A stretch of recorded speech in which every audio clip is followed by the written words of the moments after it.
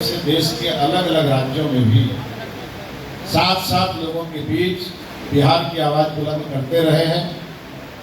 वैसे आपके इस प्राइवेट स्कूल वेलफेयर एसोसिएशन के अध्यक्ष आदरणीय सनाना साहब, मंच पर विराजमान सेंट जेवियर हाई स्कूल के प्रिंसिपल फादर नोमीचंद जी, सेंट जोसेफ मैरी वार्ड के principal sister Sarita ji, mount Carmel high school के आप सभी का मैं अपनी ओर से और बिहार सरकार की ओर से अभिनंदन करता हूं।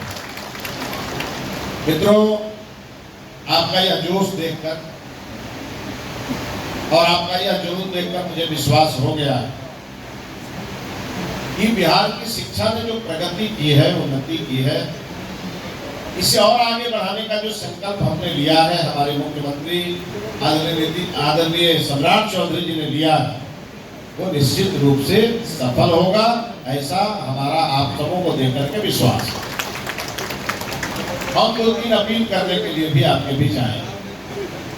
शिक्षा एक साधना, एक तपस्या, और जब साधना और तपस्या के माध्यम से हम सभी को एक साथ आगे बढ़ना, तो समाज 3 वर्गों में विभाजित है। एक वो वर्ग जिसके पास धन का अभाव नहीं, एक मध्यम वर्ग और एक समाज का सबसे गरीब तबका। और सरकार सभी के लिए समर्पित है।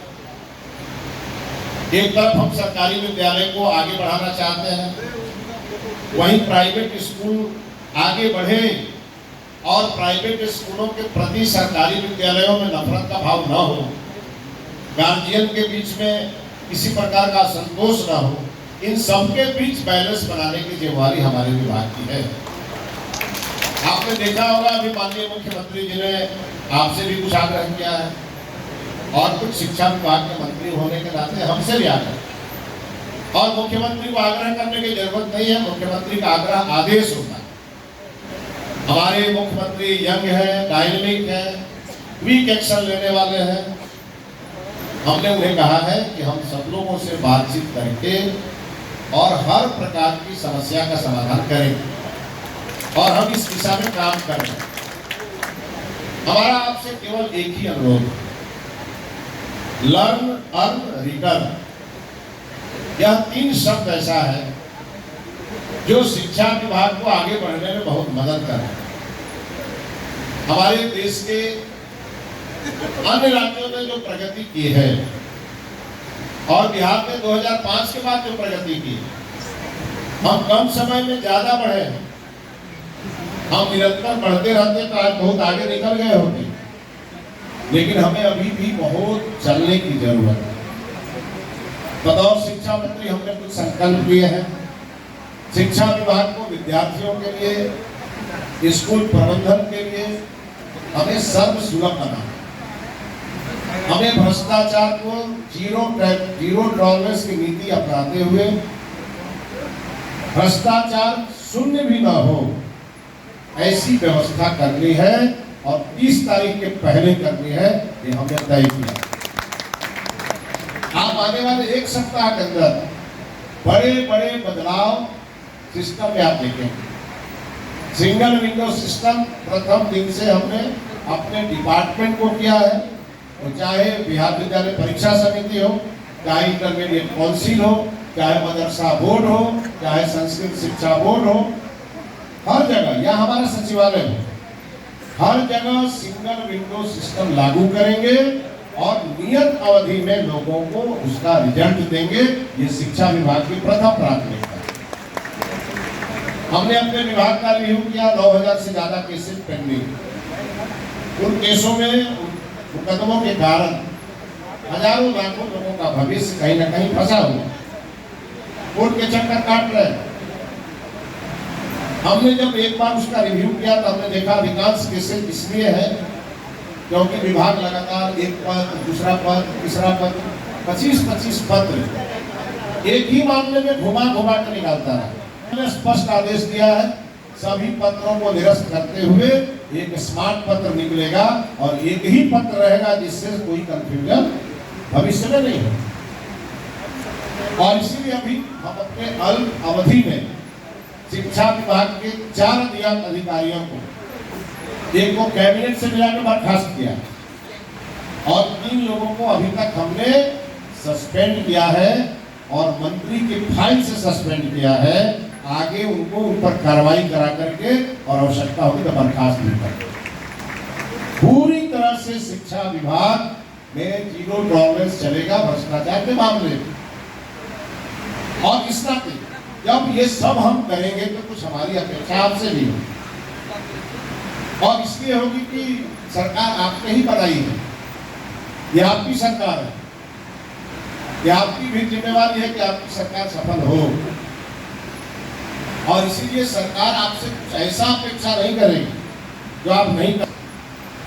सरकार आपसे अपेक्षा वही करेगी जो आप कर सकते। करेंगे ना? हाथ उठा के सबको समर्थन देंगे इधर भी। और इस नाते हमारा 2 चीजों पर जोर रहे।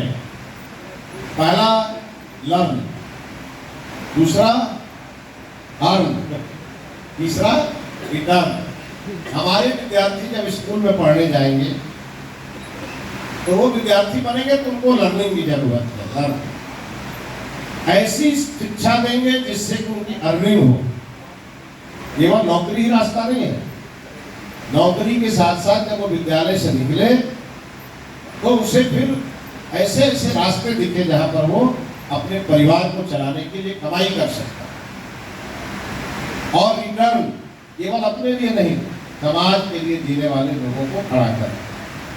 और ये अपेक्षा हम आपसे भी करेंगे।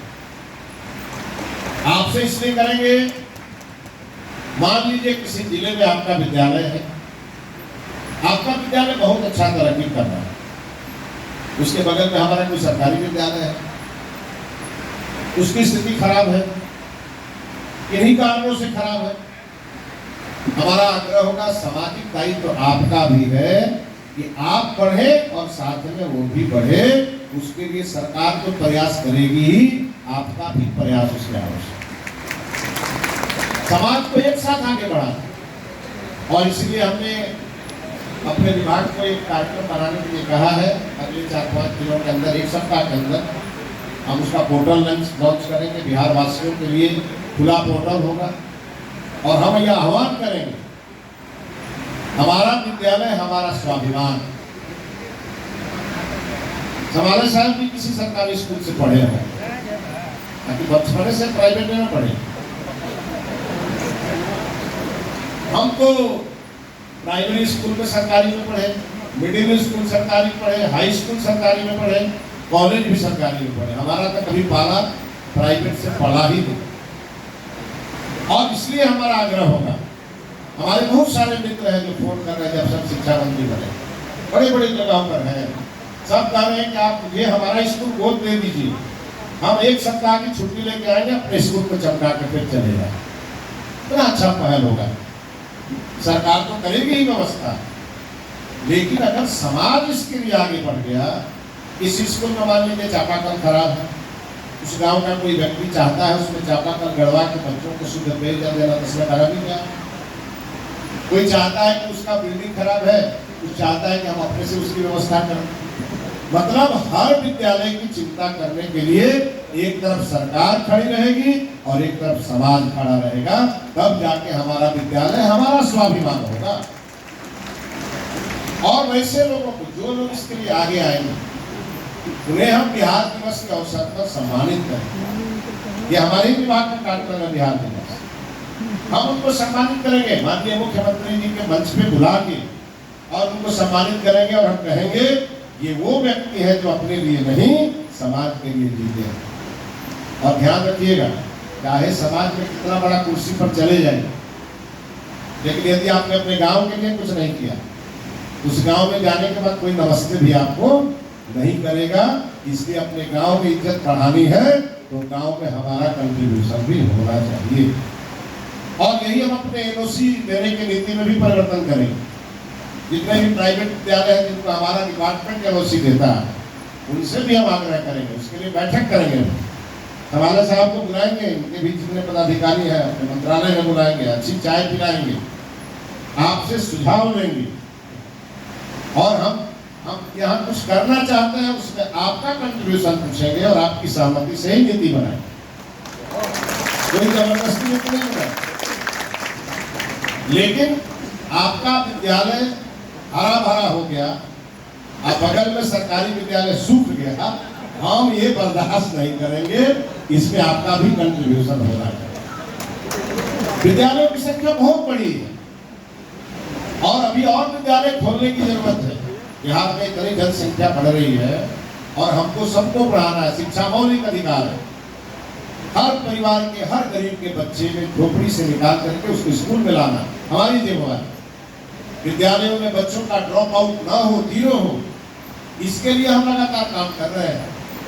और इसीलिए किसी भी परिस्थिति में अगर 8th क्लास के बाद ड्रॉप आउट होता है तो हम समझ सकते हैं कि पलायन की तरफ बढ़ रहा है। 8th क्लास के बाद कोई भी स्टूडेंट विद्यालय छोड़ रहा है, मतलब उसके घर में आर्थिक संकट है और वो अपना पढ़ाई सदा के लिए छोड़ रहा है। और इसके लिए पूरी तरह से हम अपने मंत्रालय के स्तर पे, जिलों में हम अपने डीओ ऑफिस पे पूरी पढ़ाई करेंगे। अभी तक हमने 2 जिलों का रिव्यू किया और इसलिए आपसे कहेंगे कुछ जिम्मेवारी आपकी है कि नहीं है भाई? है ना? करेंगे ना? किसी गांव में अगर हमारा बहुत बड़ा बिल्डिंग बन गया और हमारा पड़ोसी अगर करीबी में रहता है तो डकैती हमारे ही घर में करेगा ना। ये परिस्थिति बंद करना है कि नहीं करना? हम बढ़े और उसको भी हाथ पकड़ के बढ़ाएं, तभी बिहार बढ़ेगा। और यही काम शिक्षा मंत्रालय में हमको करना। क्या समझ है? आपने आज बहुत सारे बच्चों को प्राइज दिया। मैंने आपसे पूछा कि आप मेंबरशिप वगैरह करते हैं? आपने कहा कि सब हम अपने रिसोर्स से। इसके लिए एक बार जोरदार ताली बजाइए समाज के साथ। हमने जो यहाँ देखे कि हमको